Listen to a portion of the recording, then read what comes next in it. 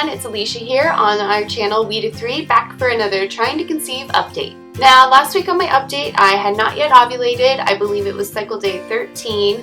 Today is cycle day 20 for me, so definitely has been a action-packed week. I 100% thought that I was not going to ovulate around this time, just based on my OPKs. Last week I was just starting to take them and had already gotten a flashing smiley last Saturday and Sunday.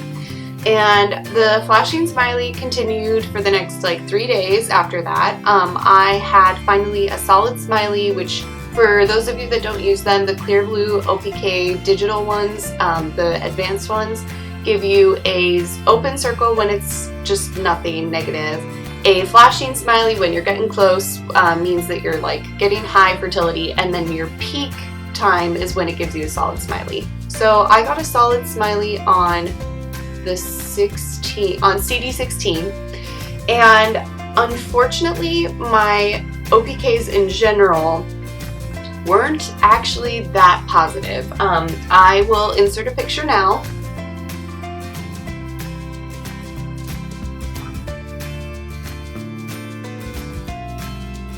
And as you can see from that picture, I also take Wandfo, which are just internet dip strips, and I do the two to compare to make sure that one's not telling me I am and the other one isn't, or both are saying no or both are saying yes. I just do two to make sure, cross-check each one.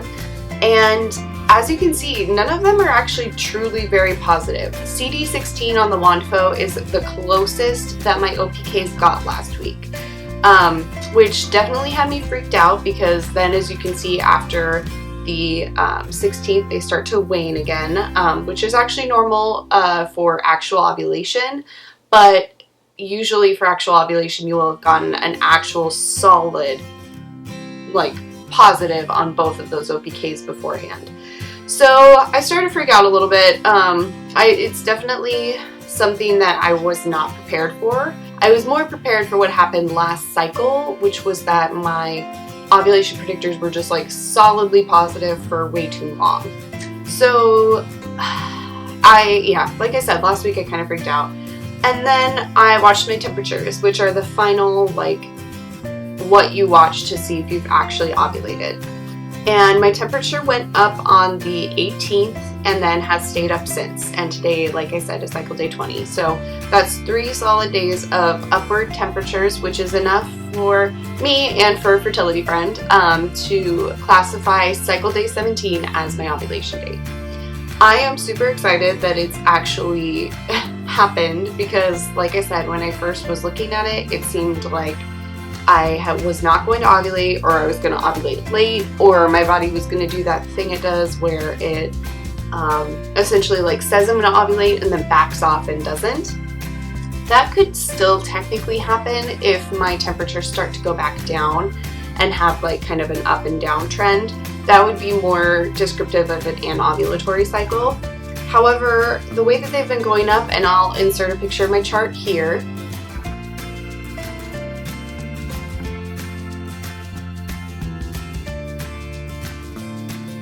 the way that they've been looking, it looks like they are going to go up and stay completely up. So I hope that happens. If it does, I am officially in my 2-week wait, which is awesome and also really scary. Like I said last week, I have a lot of hopes for this cycle, and I just don't want to get my hopes up too high. And I will actually be in out of town next weekend when I get to my first test date, which is like cycle day 10 is kind of like the earliest I usually like to test. So I'll be out of town, and I hate the idea of having to test and find out I am or am not pregnant that weekend. It's also going to be a bachelorette weekend, so I'm still not sure where I'm at as far as like if I'm going to drink and party or just like keep it low key. I'm just kind of all over the place that way. So I am here to update you, but as you can see, my mind is racing like just 20 miles an hour about what this cycle is going to bring and what it's been like. So far it's just been super, I don't know, it's been good. I mean, ovulating on cycle day 17 is the earliest I've ovulated in months. I don't think I've ovulated this early since last November. So I am feeling really good about that, and I am feeling generally really good about my cycle. I'm just now in the 2-week wait, which means I'm all like nerves and anxiety and, you know, that moment when you're like Googling every symptom, and I don't have any right now. I saw a really funny post yesterday, and it was a screen cap of Google, and it was on Tumblr, and it said, in the screen cap of like a Google search, is breathing a pregnancy symptom? And then the underneath caption was, girls be in the 2-week wait like. And then I was like, yes, that is true. Every time something new pops up during the 2-week wait, I am Googling it to see if it's like, is that a symptom? What about this? What about that? Hopefully this week I will be so busy that I won't even notice. I'm here for 3 days at home, and then I leave on Thursday for the weekend. So I'm hoping that like all the stuff I have to do to get ready and being out of town really takes my mind off it, which would be great. I think our timing was really good during this cycle, so I'm hoping that that also has a really good factor to play. This is my HCG cycle, so I'm just fingers crossed and prayers that this is our cycle, because there's no reason it shouldn't be. The plan for what to do if this is or is not our cycle is the following. I am getting a progesterone, like a blood progesterone check next Wednesday at my acupuncture appointment. Just worked out that it was the perfect number of days after ovulation to check my progesterone level. And based on that draw, we are going to check and see if I actually did ovulate. If I didn't, the plan for next cycle is to move on to Clomid. So if I didn't ovulate and I get those results back, I am just going to call my pharmacy and put in the order to have them fill my Clomid prescription, and I will update you guys all next weekend if that's what happens. If my progesterone draw says that I did ovulate, I am going to call my regular OB and make sure that they have an order ready to send for progesterone for like when you're pregnant. I've already talked to my naturopath, and if I do get pregnant this cycle, I know that I really, really want to be on progesterone supplements, because it'll really help to put my mind at ease about a pregnancy. I know that people with PCOS tend to have low progesterone anyway, and I would like to circumvent that scenario. And since it doesn't really hinder a pregnancy, like it's not harmful and it's not necessarily proven that it's helpful, but there's enough evidence to say it might be helpful to like want to be on it. So those are the two routes. If my progesterone levels show that I didn't ovulate, we'll be hopping onto Clomid, so I gotta call and get that prescription. And if they show that I do ovulate, I want to be ready to have a prescription for progesterone to start taking it right away whenever I get my positive pregnancy test.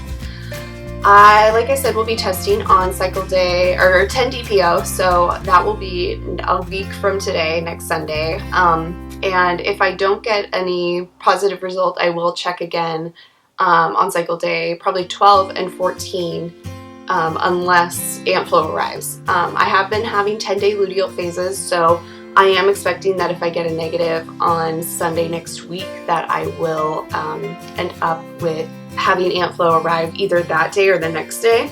Hopefully, even if my progesterone level shows that I didn't ovulate, my cycle still lengthens to be a 14 or a 12-day luteal phase. I know the 10 days is really short, so I'm still wanting to investigate that further, and during my Clomid cycle, hopefully, if we have to move on to a Clomid cycle, I will get that monitored a little more closely with my OB. And I think that's it for this week. Thank you guys so much for all your support. Seriously, last week and every week, you guys are so sweet in the comments and helpful, and I really love you all and love your faces. I will, like I said, make a video probably next Sunday and put it up next Monday. If I do get a BFP, I'm not sure how the videos will work out. I might also be late next week for no reason, because I am coming home from my trip next Sunday. So if the video is late on Monday, I super apologize. Usually I try to have them up pretty early in the morning, but if things happen, they just somehow end up getting up really late. Please let me know down below in the comments some things that you do during your 2-week wait. And also, I would love some insight from people that have already had children on things that they did or did not notice the cycle that they got pregnant. Did they notice that they saw more symptoms? Did they find that they were seeing less symptoms? I'm super interested in that right now. That's kind of where my brain's at this week, so I'd love to hear about it. Give the video a thumbs up if you liked it, and subscribe below if you haven't. I will see you guys next Monday for another Trying to Conceive update. Like I said, prayers and fingers crossed that we don't need to do any more Trying to Conceive updates, and this is it. Love you guys. Bye!